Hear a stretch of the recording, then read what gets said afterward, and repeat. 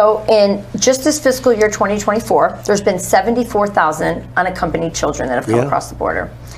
In 2023, get this number, 137,275. You know, you've seen the images of these children, 5, 7 years old, 9 years old, 12 years old. And the Joe Biden administration has lost 80,000 of them. No one can track, no one knows where they're at. At least, much more. At least, there's probably more, but at least.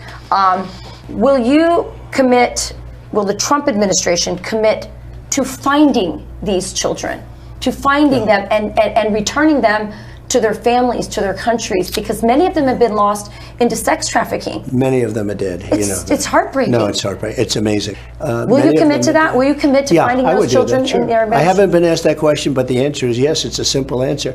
Many of them are dead. They have done such a bad job. They have done such a bad job. And they go under the guise that they're doing this wonderful job of letting people come in. It's also really bad? The caravans. I think I came up with that name a long time, but where you form 25, 30, 40,000 people coming up. And Biden thinks he's doing a favor by allowing. And the only reason they have the caravans is because I ended it all. People weren't getting in. We had the lowest number ever, the final week the lowest number that we've ever had, recorded number of illegal immigration. I had it down. And you didn't have the caravans anymore. You had them when I came in. You didn't have them anymore. It was really good. One of the bigger differences I know, before I won, I was in Washington, the press says, about 17 times. I never stayed over. So I wasn't a Washington person. And I relied on people for recommendations. And I got, a lot of great ones. Look, we had great, the economics, Bob Lighthizer, so many people. We had great people, but we also had some that I wouldn't have put. I don't have to use their names, but that I wouldn't have put. Now I know them all. I know the tough ones and the weak ones and the smart ones and the dumb ones and we know the strong ones. And so I think it's going to be very good, and we're ready to go. But the country is really going bad. When you look at all these people, millions of people coming into this country, I really think, other than nuclear weapons, which I think are the single biggest threat, not global warming, when they say that the seas will rise over the next 400 years, 1/8 of an inch, which means basically you have a little more beachfront property, okay? Think of it. The seas are going to rise. Who knows? But this is the big threat. I watched Biden the other night. It's the greatest existential. He loves that word because it's a big word, and he thinks he knows. He doesn't even know what the hell the word means. He goes, it's the greatest existential threat to our country, global warming. In the meantime, you get these maniacs with nuclear weapons that can do damage, which I won't even talk to you about. It's the greatest. There has never been anything like it, the power of weaponry today. It will be obliteration. And that's your real threat. But in terms of our country, a real threat are the people that are coming in, that are being allowed to come in. Who wants to have an open border where millions of people are coming into our country, right? Millions and millions. And not just from South America. They're coming in from Africa, from the Middle East, from Europe, from all over the world they're coming in.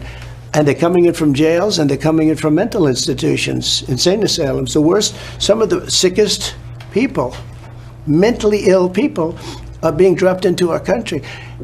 We're going to be paying for this for a long time. Now, I'm going to do the big deportation, the biggest ever. Eisenhower did the biggest. This will be bigger. But it's a very tough thing. What they've done to our country is unthinkable, that they could do this. And so many other things. I mean, going to New York, the kids can't have Little League games anymore. It sounds so trivial, right? Why? Because the migrants are living on the fields.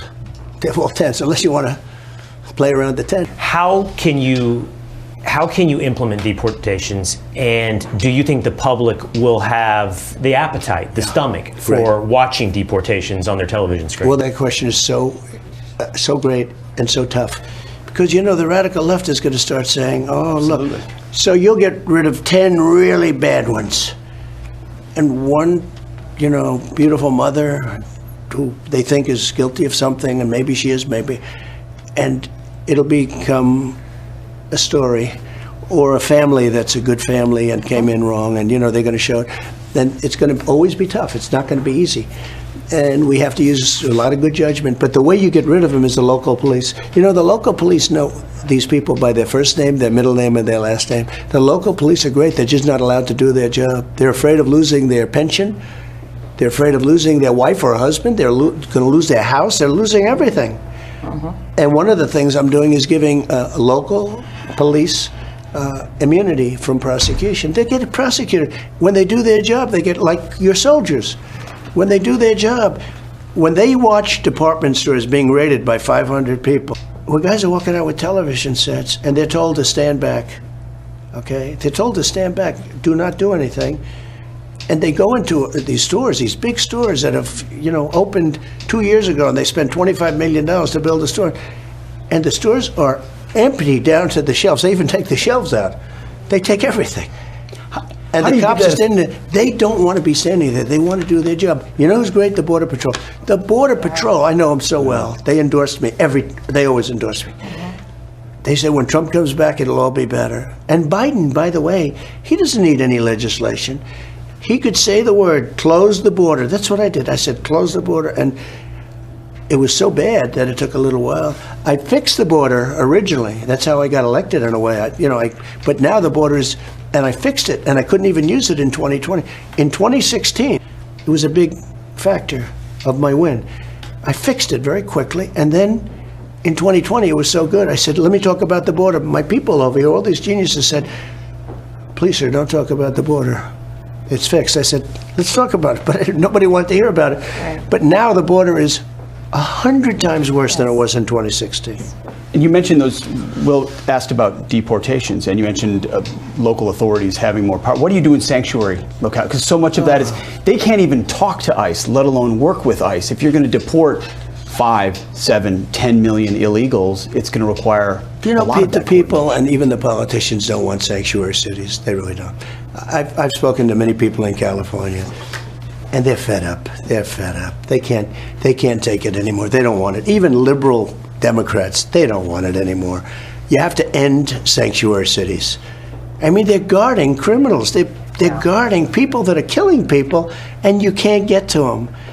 And guys like Gavin Newsom he's a disaster. He's running it so badly. It's so badly run. And I watched him on Sean Hannity show with that debate, and he'll talk like everything's wonderful. It's great. Go California. It's not. It's doing terribly. Right. It's doing terribly. But somebody has to call him out.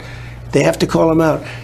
But the job of sanctuary cities it's just so horrible for our country. I have another question on the border. It's related to the border, but it's much bigger than that. And that's the problem of China taking over the Western Hemisphere. Yep. So we've had an 8,000% increase coming over the border of Chinese military men. I'd like to know your thoughts on what you think they're doing here. They're buying up farmland. But then in Latin America, they're making deals with governments. We're not doing the deals. They're buying up infrastructure. They're buying up, resources. They're taking over the Western Hemisphere because there's a lot of people worried about the entire hemisphere now. I mean, we used to worry about things over, far away. This is in our hemisphere. What will you do to stop all the things that are happening, from the farmland to all the ways that they're winning in the Western, in our backyard? Okay. So if you remember with China, I turned it around. First of all, I exposed China because everyone was giving everything, it's a developing nation. I said, this is not we're a developing nation. They're a very rich nation. They're doing very well. But I turned things. I also got along very well with President Xi, but I did something that nobody did. I charged him hundreds of billions of dollars of tariffs. We would have lost our steel industry. We would have lost they had to pay hundreds, like close to $500 billion in tariffs.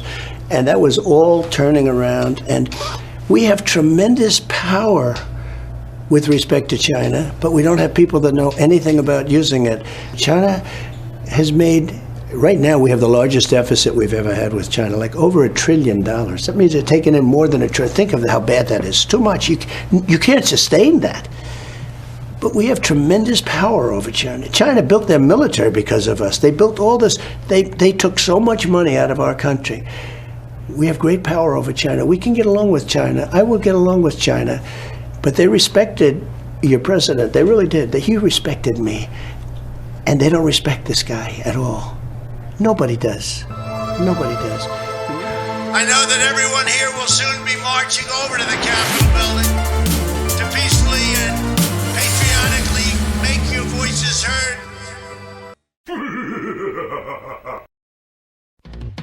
for chillin' at TrumpRep.com. Tune in, turn on, and trip out. Be sure to get out and vote early. We have to beat these bastard commies at their own